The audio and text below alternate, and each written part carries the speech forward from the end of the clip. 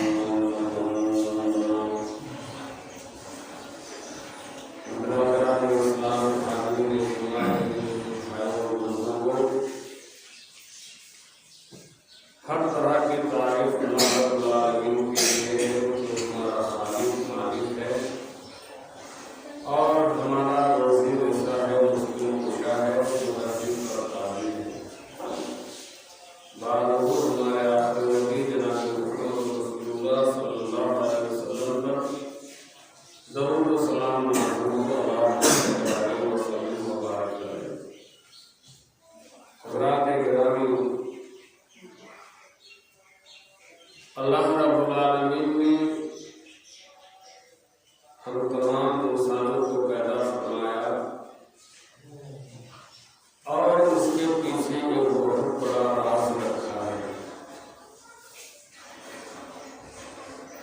اللہ کی عبادت کے لیے مخلوقات کی کمی نہیں۔ فرشتے اللہ کی عبادت میں لگے ہوئے ہیں، چرند پرند اللہ کی عبادت میں مصروف ہیں، بڑے بڑے اونچے اونچے پہاڑیں اور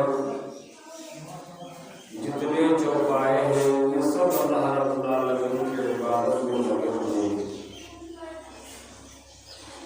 بلکہ یہ کہہ لیجیے کہ آسمان میں سورج، چاند، ستارے کوئی بھی اللہ کی عبادت میں کوتاہی نہیں کر رہا، سب اللہ کی عبادت میں اللہ کے سجدے میں لگے ہوئے ہیں۔ اللہ رب العالمین نے سورہ الحج کے اندر ارشاد فرمایا، الم تر ان اللہ یسجد لہ من فی السماوات و من فی الارض الشمس والقمر والنجوم والجبال والشجر والدواب۔ آپ نے نہیں دیکھا اللہ کے لیے ہر وہ سجدے ریز ہے جو زمین میں ہے اور آسمان میں ہے، جیسے سورج ہے، چاند ہے، ستارے ہے، بڑے بڑے پہاڑ ہے اور یہ درخت اور چوپائے سب اللہ کے لیے سجدہ ریز ہے۔ تو اللہ کی عبادت کے لیے مخلوقات کی کمی نہیں تھی، ساری مخلوقات اللہ کی عبادت میں لگی ہوئی ہے۔ انسان کو عبادت کے ہی لیے پیدا کیا ایسی بات نہیں ہے، بلکہ ان کے پیچھے بہت بڑا مقصد ہے، بہت بڑا راز ہے۔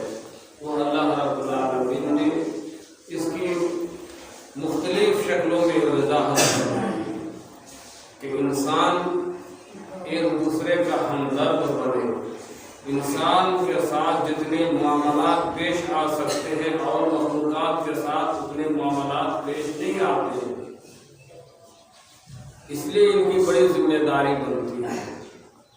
میں آج کے اس خطبے میں معاملات کی درستگی دین کا ایک اہم باب ہے، اس پر روشنی ڈالنا چاہتا ہوں۔ مختصر انداز میں آپ کی بات سمجھ میں آئے گی کہ معاملات کا درست ہونا دین اسلام میں کتنا ضروری ہے اور ہم اس میں کس طرح سے لاپرواہی برت رہے ہیں، بلکہ معاملات کیا چیز ہے یہ ہماری سمجھ میں آنے والی چیز نہیں لگ رہی کہ معاملات ہے کیا چیز۔ ہم اس کو سمجھنے کی کوشش نہیں کر پا رہے ہیں، نہ کبھی اس کی طرف توجہ دیتے ہیں۔ دیکھیے، فرشتے بھی اللہ کی مخلوق ہے، مگر فرشتوں کا آپس میں معاملہ کی جہاں تک بات ہے، ایسا کوئی معاملہ آپ کو سمجھ میں نہیں آئے گا۔ چوپایوں کا معاملہ سمجھ میں نہیں آئے گا، سورج کا معاملہ سمجھ میں نہیں آئے گا، چاند کا معاملہ ایک دوسرے سے سمجھ میں نہیں آئے گا، لیکن انسان کا معاملہ بڑا عجیب و غریب ہے۔ ان کا معاملہ بہت سنگین ہے اور جتنے معاملات انسان کے درپیش ہیں وہ کسی مخلوق کے ساتھ نہیں ہے۔ انسان کا میاں بیوی کے ساتھ کیسا معاملہ ہونا چاہیے، ماں باپ کے ساتھ کیسا معاملہ ہونا چاہیے، باپ بیٹے کے درمیان کیسا معاملہ ہونا چاہیے، بھائی بھائی کے ساتھ کیسا معاملہ ہونا چاہیے، بھائی بہن کے ساتھ کیسا معاملہ ہونا چاہیے، شادی بیاہ میں ان کا معاملہ کیسا ہونا چاہیے، پڑوسیوں کے ساتھ کیسا معاملہ ہونا چاہیے، عبادت میں ان کا معاملہ کیسا ہونا چاہیے، تجارت میں اس کا معاملہ کیسا ہونا چاہیے، اپنوں کے ساتھ اس کا معاملہ کیسا ہونا چاہیے، غیروں کے ساتھ کیسا ہونا چاہیے۔ ان تمام چیزوں کی بڑی ذمہ داری بنتی ہے اور ہر ایک کے ساتھ بڑا گہرا سمبند اور گہرا رشتہ رہتا ہے۔ اگر ایک انسان اپنے پورے ماں باپ کے ساتھ اچھا معاملہ نہیں کرتا، اچھا برتاؤ نہیں کرتا ہے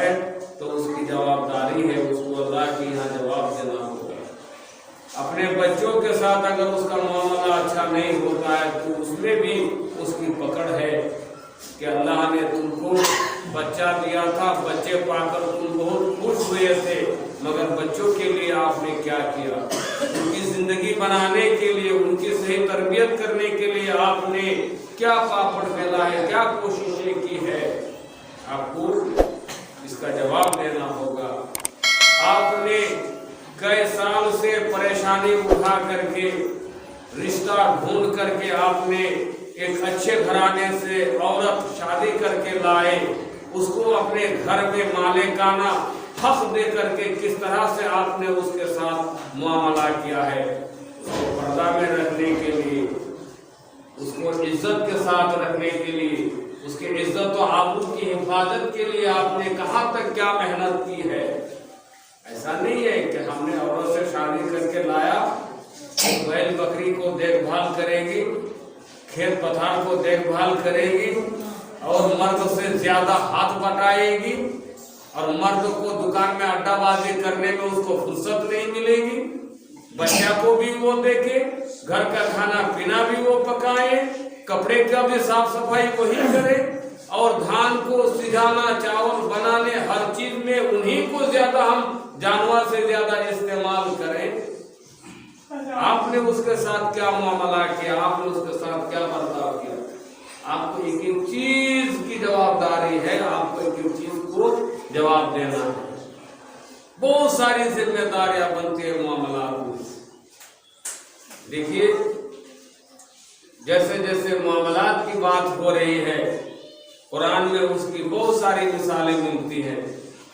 गांव घर में कितने अच्छे भाई, ऐसे भाई हैं जवान में उनका इंतकाल हो जाता है, जवान बीवी छोड़ करके जाता है, छोटे छोटे मासूम बच्चे छोड़ करके जाते हैं, उनके घर वाले के ऊपर जिम्मेदारी बनती है, उसकी औरत के साथ जो बेवा होकर के है उसके साथ उसके घर वाले कैसे मामला करते हैं, छोटे छोटे मासूम बच्चे जो यतीम की शक्ल में हैं उनके साथ तुम्हारा क्या मामला हो रहा है?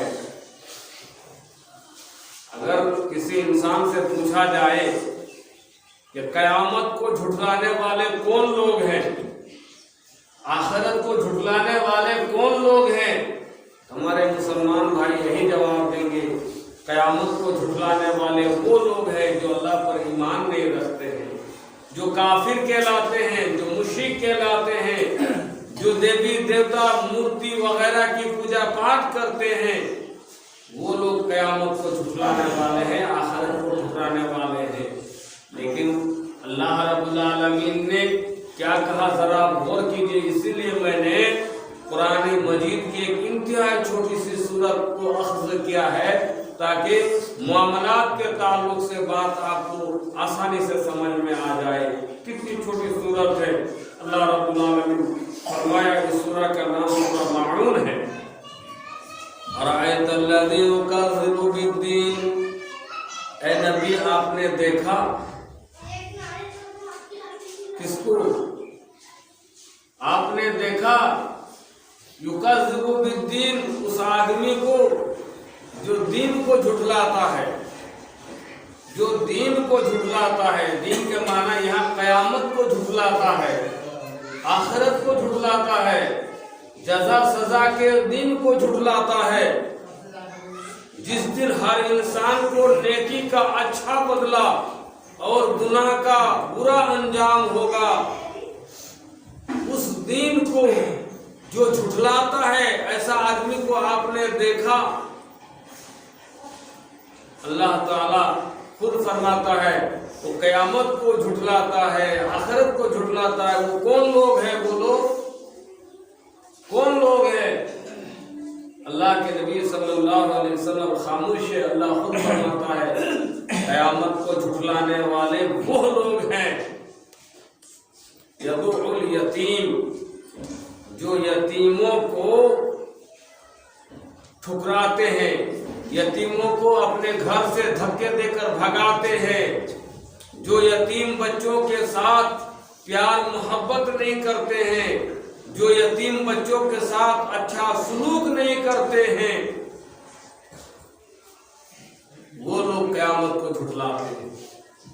وہ لوگ قیامت کو جھٹلاتے ہیں۔ یتیم بچہ کو دیکھ بھال کریں گے، یتیم بچہ سے پیار محبت کریں گے تو اس کے پیچھے ہمارا مال خرچہ ہوگا، اس کے پیچھے ہمارا روپیہ خرچہ ہوگا۔ 200 روپیہ کلو اچھا میٹ خرید کر کے لائیں گے، اس بچہ کو بھی دینا پڑے گا۔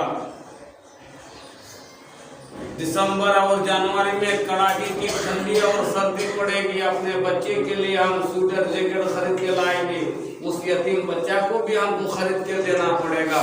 جاؤ یہاں سے، نہ وہ رہے گا نہ ہم کو دینا پڑے گا۔ تم ماموں گھر جائے گا، نہ نانا گھر جائے گا، نہ موسی گھر جائے گا، اس سے ہمارا کوئی مطلب نہیں، یہاں رہنے ہی سے ہم کو دینا پڑے گا۔ وہ کوشش کرتا ہے کہ یہ بچہ یہاں سے بھاگ جائے، یہ بچہ یہاں نہ رہے۔ اس کی ماں کو ستاؤ گے کہ وہ تنگ آ کر کے یہاں سے بھاگ جائے، اور جب وہ بھاگ جائے گی تو بچہ کو تھوڑا نہ چھوڑ کے جائے گی، بچہ کو بھی لے کے جائے گی۔ تو یہ ہے تمہارا بیواؤں کے ساتھ سلوک، یہ ہے تمہارا یتیم بچوں کے ساتھ معاملہ۔ تو جس کو اللہ پر اور قیامت پر ایمان رہے گا، آخرت پر ایمان رہے گا، وہ انسان مسکینوں کے ساتھ ایسا سلوک نہیں کر سکتا ہے، یتیموں کے ساتھ ایسا معاملہ نہیں کر سکتا ہے۔ یہ وہی لوگ ہوگا جس کو قیامت پر ایمان نہیں ہوگا، جو یتیموں کے ساتھ معاملہ اچھا نہیں کرے گا، مسکینوں کے ساتھ بیواؤں کے ساتھ اچھا معاملہ نہیں کرے گا۔ وَلَا يَحُضُّ عَلَىٰ طَعَامِ الْمِسْكِينِ، مسکینوں کو کھانا وغیرہ کھلانے پر لوگوں کو ترغیب نہیں دیتا، ابھارتا نہیں ہے۔ قیامت کو جھٹلانے والے وہ لوگ ہیں جو نماز تو پڑھیں گے لیکن نماز میں سستی برتیں گے، کبھی من کیا تو پڑھ لیا، کبھی من کیا تو نہیں پڑھا، کبھی پڑھے گا بھی تو ڈھیل سیل کے ساتھ پڑھے گا، اچھا ابھی ٹائم ہے، اچھا ابھی وقت ہے، ابھی فلاں ٹائم میں پڑھ لیں گے، اچھا قضا کر لیں گے۔ نماز تو پڑھے گا مگر ایسے بیٹھے بیٹھے نہیں پڑھے گا، اس کے ساتھ کوئی اچھا مہمان آ جائے گا، نمازی آ جائے گا تو وہ بھی ساتھ ساتھ میں چلے آئے گا، مسجد چلو ہم بھی نماز پڑھ لیں گے۔ اس طرح کی نماز پڑھنے والے، قیامت کو جھٹلانے والے، آخرت کو جھٹلانے والے، کتنی باتیں بتلائی گئی بولو؟ یتیموں کو دھکے دینے والا، مسکین کو کھانا کھلانے پر نہ ابھارنے والا، اور سستی کاہلی کے ساتھ نماز پڑھنے والا، اور کون ہے؟ دکھاوے کے لیے نماز پڑھنے والا، اور وہ آدمی جو گھر میں برتنے والے سامان ہیں، کوئی اگر مانگنے کے لیے آتے ہیں تو اس کو روک دیتے ہیں، منع کر دیتے نہیں ہمارے گھر میں۔ ہم لوگ گاؤں دیہات کے آدمی ہیں، ہم لوگ سب اچھی طرح سے سمجھتے ہیں برتنے والے سامان کہا گیا ہے، سابل ہے، پھاوڑا ہے، کودال ہے، گینٹی ہے، اس طرح کے جو سامان ہوتے ہمارے گھروں میں، ایک دوسرے کو کبھی ضرورت پڑ سکتی ہے۔ ہر ایک کے گھر میں نہیں بھی ہو سکتا ہے لیکن بہت سے گھروں میں یہ ہوتا ہے۔ کسی کو برابر ضرورت پڑ سکتے ہے، کسی کو کبھی کبھار ضرورت پڑ سکتی ہے۔ جس کو برابر ضرورت پڑتی ہے وہ انتظام کر کے اپنے گھر میں رکھتا ہے، اور جس کو کبھی کبھار ضرورت پڑتی ہے وہ سمجھتا ہے ہمارے گھر میں نہ بھی رہے تو چل سکتا ہے۔ تو جو کبھی کبھار والے ہیں، اگر کبھی اس کو ضرورت پیش آ گئی، اگر اس کے پاس مانگنے کے لیے خود چلا گیا یا بچہ بھیج دیا تو وہ روکتا نہیں ہے، منع نہیں کرتے، نہیں ہمارے گھر میں نہیں ہے۔ اگر وہ منع کر دیا یہ قیامت کو جھٹلانے والے ہیں۔ اس لیے میرے بھائیوں، میں نے معاملات کے تعلق سے بات رکھی ہے کہ آج ہمارے ایک دوسرے کے ساتھ بہت سارے معاملات پیش آتے ہیں، لیکن اس معاملات میں اگر ہم کچے ہو گئے، معاف کیجیے گا، ہماری نماز بیکار ہو جائے گی، ہمارے روزے بیکار ہو جائیں گے، ہمارے صدقہ خیرات بیکار ہو جائیں گے، ہمارے سارے نیک کام ہم کو فائدہ نہیں پہنچا سکیں گے اگر ہمارا معاملہ خراب ہو گیا۔ ہمارا معاملہ اگر خراب ہو گیا تو ہماری نماز، ہماری عبادت ہم کو فائدہ نہیں پہنچا سکے گی۔ آپ نے سنا ہوگا ایک عورت کا واقعہ، وہ عورت بڑی صوم و صلات کی پابند تھی، نماز روزہ کا اہتمام کرنے والی تھی، مگر اس کا معاملہ ایک بلی کے ساتھ ایسا ہو گیا کہ بلی کو باندھ کر کے رکھ دیا اور اس کو کھانا پینا نہیں دیا اور بلی بھوکے مر گئی. اللہ کے نبی نے فرمایا وہ عورت جہنمی. ایک زبان غلط استعمال کرنے کی وجہ سے انتہائی صوم و صلاۃ نماز روزہ کی پابند عورت جہنم ہو گئی. وہ کیسے؟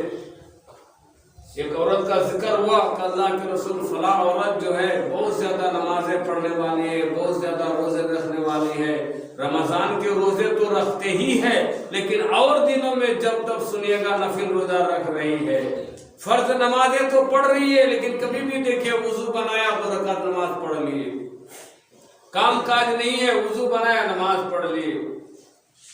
نفل روزے، نفل نماز یہ سب کا بہت زیادہ اہتمام کرنے والی تھی، مگر اس کا زبان بہت خراب تھی، اس کی زبان بہت گندی تھی، گالی گلوچ ہمیشہ نکلتی تھی، پڑوسیوں کو بہت زیادہ تکلیف پہنچتی تھی اس کی زبان سے. اللہ کے نبی صلی اللہ علیہ وسلم نے فرمایا کہ وہ عورت جہنمی ہے، وہ عورت جہنمی ہے. تو پڑوسی کو اس کی زبان سے تکلیف پہنچ رہی تھی، اس کی نماز اس کو فائدہ نہیں پہنچایا، اس کو جہنمی قرار دیا اللہ کے نبی نے. وہ حدیث کتنی مشہور ہے، ہم بارہا سن چکے. اللہ کے نبی صلی اللہ علیہ وسلم نے صحابہ سے پوچھا من المفلس، میرے صحابیوں مفلس کون آدمی ہے؟ آپ جانتے ہیں مفلس کون ہے؟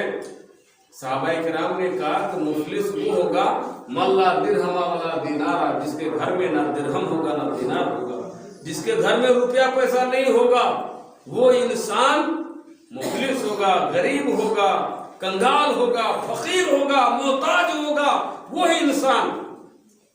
اللہ کے نبی صلی اللہ علیہ وسلم نے فرمایا نہیں، کنگال اور فقیر انسان تو وہ ہوگا جو قیامت کے دن بہت سارے نماز روزے کر کے آئیں گے لیکن لوگوں کو ستا کر کے بھی وہ آئیں گے.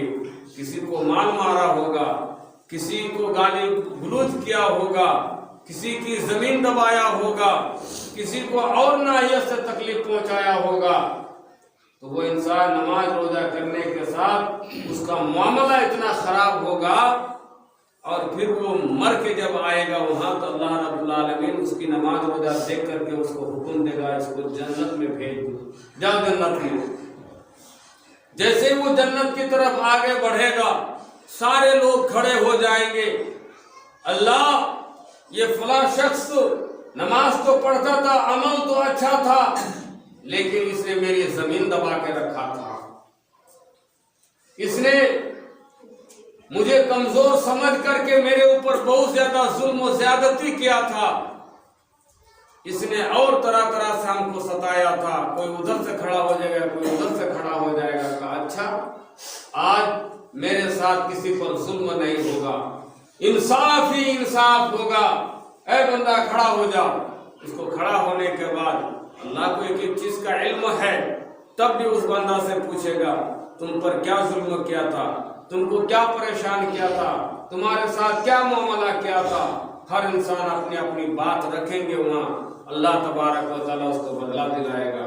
وہ بدلہ دلانے کے لیے کیا ہوگا؟ زمین کاٹ کر کے دے دے گا.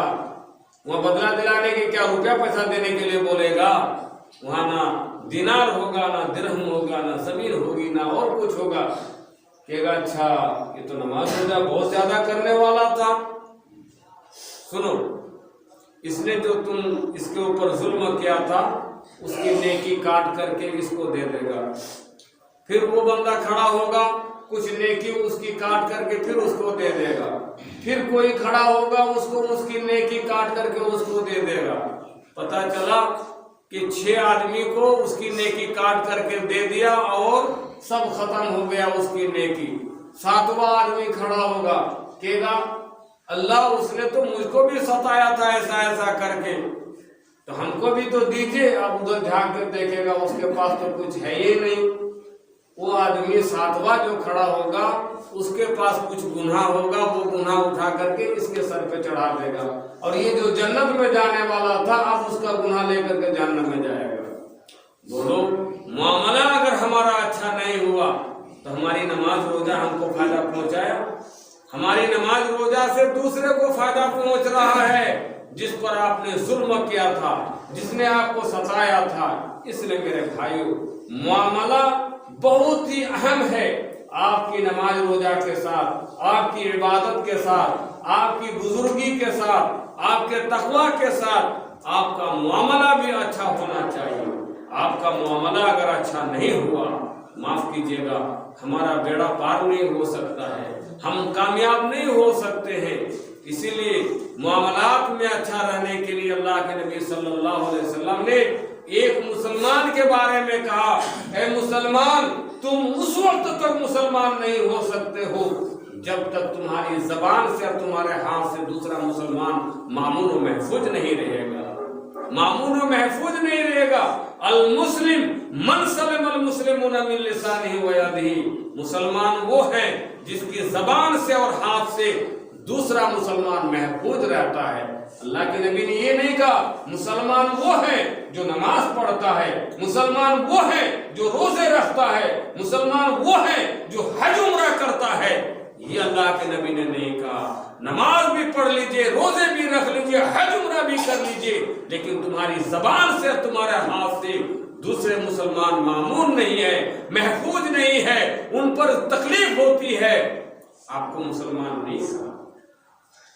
دیکھیے، زبان کی حفاظت کے تعلق سے اللہ کے نبی صلی اللہ علیہ وسلم نے یہ بھی فرمایا، سباب المسلم فسوق وقتالہ کفر۔ ایک مسلمان دوسرے مسلمان کو اگر گالی دیتا ہے تو یہ فسق ہے، یہ فاسق آدمی ہے، یہ فاجر آدمی ہے، یہ آدمی اللہ کی اطاعت و فرمانبرداری کرنے والا آدمی نہیں ہے۔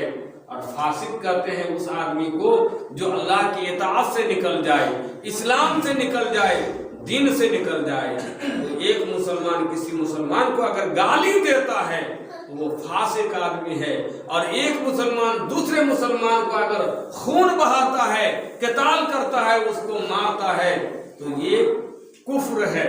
یہ مومن اور مسلمان کا کام نہیں ہے، یہ کافر کا کام ہے کہ مسلمان ہو کر کے مسلمان کو کیسے وہ مار سکتا ہے۔ اللہ کے نبی صلی اللہ علیہ وسلم کو دیکھیے کہ نبی علیہ السلام جو اپنوں کے ساتھ کیسے تھے، غیروں کے ساتھ کیسے تھے۔ اللہ اکبر، وہ نبی ہمارے نمونہ ہے، وہ ہمارے آئیڈیل ہے۔ اللہ کے نبی نے ہر ایک کے ساتھ معاملہ کر کے دکھایا ہے، ہر ایک کے ساتھ معاملہ کر کے دکھایا ہے۔ جو کمزور آدمی ہوگا، جو حق پر چلنے والا پریشان رہے گا، اس کو کس طرح سے مدد کرنی چاہیے۔ معاملات کے تعلق سے ماں خدیجہ الکبریٰ رضی اللہ تعالی عنہا نے اللہ کے نبی صلی اللہ علیہ وسلم کو جس بات کی تسلی دی تھی، ذرا غور کیجیے۔ جب آپ پر پہلی وحی آئی تھی، کیا آئی تھی بولیے؟ پہلی وحی آئی تھی، آسمان سے قرآن لے کے فرشتہ آیا تھا اور اللہ کے نبی سے کہا اقرا، پڑھو محمد۔ اللہ کے نبی نے کہا میں پڑھا لکھا نہیں ہوں، مجھ سے کچھ پڑھا ہی نہیں جائے گا۔ 2-3 دفعہ کہا، ہر دفعہ انکار کر دیا، میں پڑھا لکھا نہیں ہوں۔ جبریل امین نے یوں سمیٹ کر کے دبایا اپنے سینے سے، کہا پڑھتے ہیں کہ نہیں؟ جب دبوچا اچھی طرح سے، کتنی طاقت لگی تو اس میں اندازہ کیجیے۔ اللہ کے نبی صلی اللہ علیہ وسلم کہتے ہیں مجھے اتنا زور سے دبایا تھا، مجھے لگ رہا تھا کہ کہیں میری جان نکل نہ جائے۔ خشیت علی نفسی، اپنے نفس پر مجھے جان کا خطرہ محسوس ہوا، ایسا لگ رہا تھا کہ میں مر جاؤں گا، میرا دم گھٹ جائے گا۔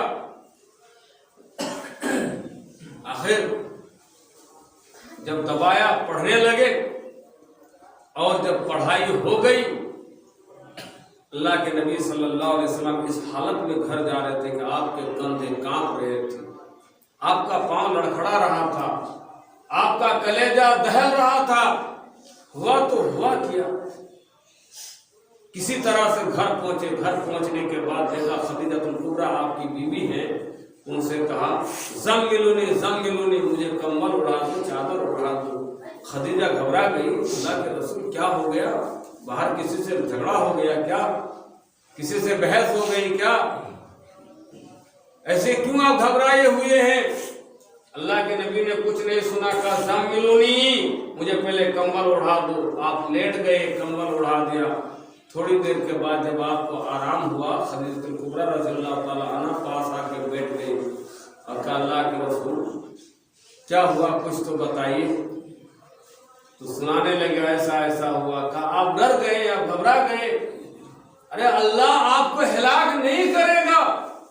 آپ کیسا انسان ہے کون نہیں جانتا ہے آپ کو.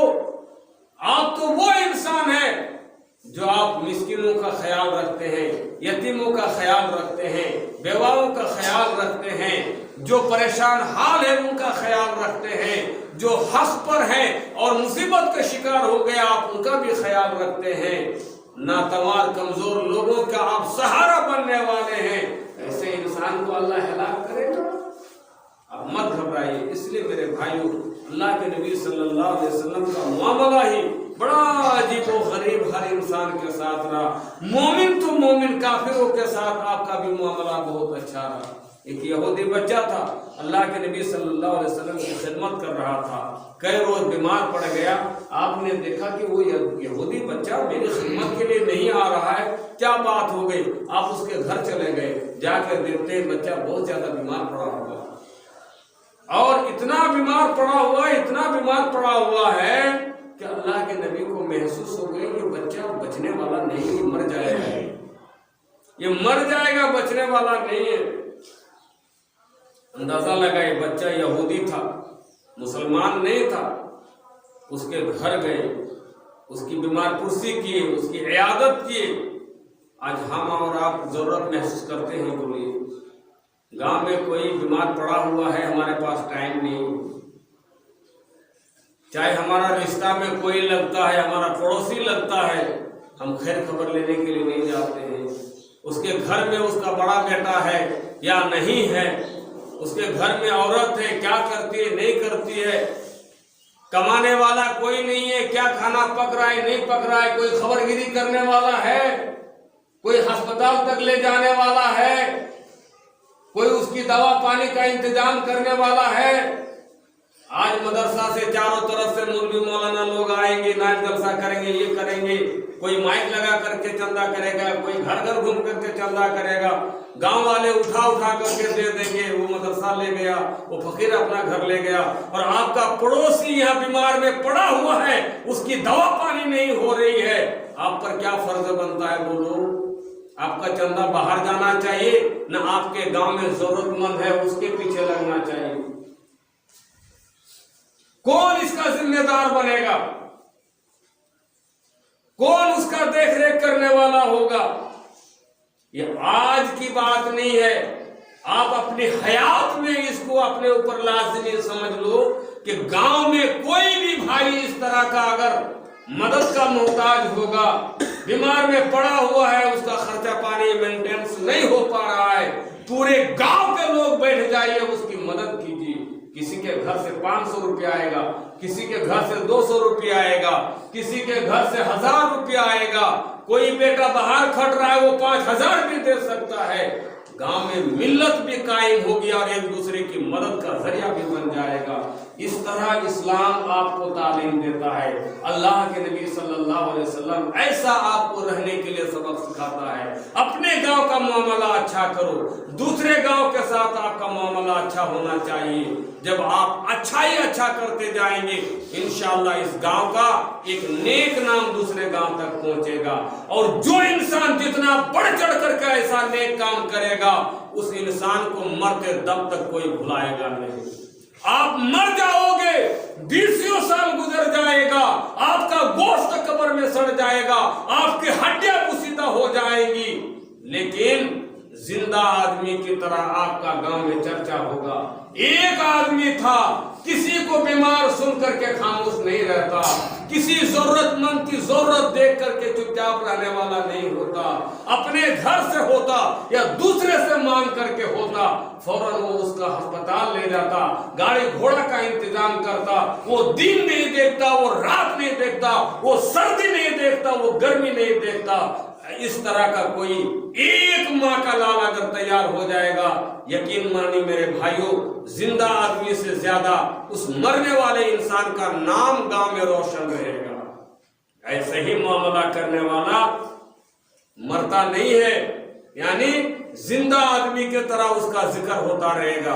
اللہ کے نبی صلی اللہ علیہ وسلم، صحابہ کرام کا نام آج ہم بھول رہے ہیں.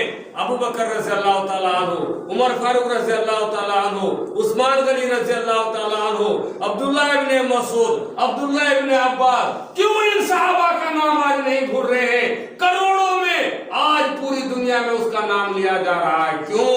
اس لیے کہ انہوں نے کام ایسا ہی کیا ہے. کام ہی ایسا کیا ہے، وہ اپنے لیے خالی زندگی نہیں دیکھا تھا، دوسرے کی زندگی کی زیادہ فکر کرتے تھے. خود بھوکے رہتے، دوسرے کے پیٹ کا خیال رکھتے. وَيُطْعِمُونَ الطَّعَامَ عَلَىٰ حُبِّهِ مِسْكِينًا وَيَتِيمًا وَأَسِيرًا. یتیم، قیدی، مسکین، اللہ سے محبت کرتے ہوئے ان کو زیادہ ترجیح دیتے تھے. آج تو سب ہم اپنے لیے، ہمارا گھر اچھا ہونا چاہیے، ہماری گاڑی اچھی ہونی چاہیے، ہمارا لڑکا اچھا ہونا چاہیے، ہمارا ہی صرف اچھا ہونا چاہیے، سب کا کھیت برباد ہو جائے، ہمارے کھیت میں اچھا دھان ہونا چاہیے. یہی سوچ رکھو گے، یہی انسان اچھا کہلائے گا. میرے بھائی، معاملات اچھا کرو. معاملات اگر اچھے ہو گئے تو آپ اچھے ہیں. اگر معاملہ آپ کا خراب ہو گیا تو نہ پنجابی آپ کی کام آئے گی، نہ ٹوپی کام آئے گی، نہ اور آپ کی فیسلٹی کام آئے گی. کچھ بھی کام آنے والا نہیں ہے. امیر ہے یا غریب، شہری ہے یا دیہاتی، مرد ہو یا عورت، آپ کا معاملہ ہی اصل ہے. اور اسی مقصد کے لیے اللہ رب العالمین نے ہم انسان کو پیدا کیا. صرف یہ نہیں پیدا کیا کہ تم نماز پڑھو، روزہ رکھو، اور باقی معاملات میں تمہارے کھیتوں میں کیا ہو رہا ہے، تمہارے گھروں میں کیا ہو رہا ہے، تمہارے پڑوسیوں کے ساتھ کیا ہو رہا ہے، تمہارے بوڑھے ماں باپ پریشان ہے، ان کا خیال نہیں رکھو گے. اللہ رب العالمین سے دعا ہے اللہ تعالی ہم کو معاملات میں اچھے برتاؤ